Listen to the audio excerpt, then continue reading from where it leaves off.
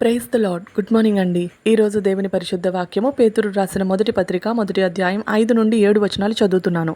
కడవరి కాలమందు బయలుపరచబడుటకు సిద్ధముగానున్న రక్షణ మీకు కలుగునట్లు విశ్వాసము ద్వారా దేవుని శక్తి చేత కాపాడుబడు మీ కొరకు ఆ స్వాస్థ్యము పరలోకమందు భద్రపరచబడి ఉన్నది.